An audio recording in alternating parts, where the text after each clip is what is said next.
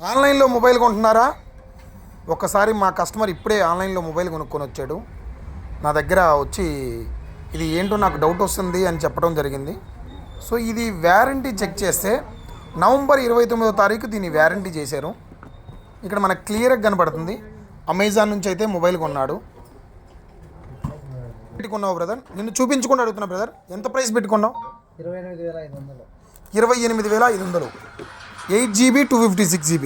ఒక్కసారి మీరు ఆలోచించండి, 28,500 రూపాయలు ఎందుకు ఇస్తున్నారు? సో క్రెడిట్ కార్డు వాడారా మీరు? క్రెడిట్ కార్డు వాడితే 1000 రూపాయలు డిస్కౌంట్ ఉంది.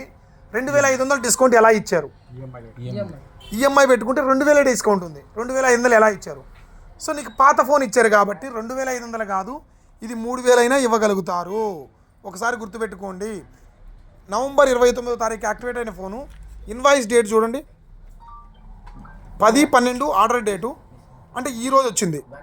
సో మీకు డౌట్ రావచ్చు, నేను చూపించింది ఒకటే కాదో అని మీకు అయితే డౌట్ రావచ్చు. సో నాకైతే అబద్ధం చెప్పాల్సిన అవసరం లేదు. అండ్ కస్టమర్ అయితే ఇక్కడ మనకు తీసుకొచ్చి ఉన్నాడు.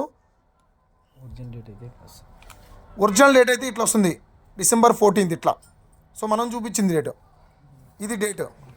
మీరు చెక్ చేసుకున్నట్లయితే దీని ఐఎంఈ నెంబర్ ఏమైనా ఇస్తాడా? సో అమెజాన్ ఇన్వాయిస్లో అయితే మాత్రం ఐఎంఈ నెంబర్ రాలేదు. మీరు కొనుక్కునేటప్పుడు ఎక్కడైనా కొనుక్కోండి, లోకల్ షాప్కి వెళ్ళి కొనుక్కోండి. ఏ రోజు బిల్ ఇస్తే ఆ రోజు డేటే, ఆ రోజు ఇన్వాయిసే మీకు ఉంటుంది. సో ఇది ఫైనాన్స్లో కొన్నారో లేకపోతే ఎట్ట కొన్నారో మనకు తెలీదు. జాగ్రత్త, మొబైల్ కొనేటప్పుడు మాత్రం జాగ్రత్తగా ఉండండి. Thank you.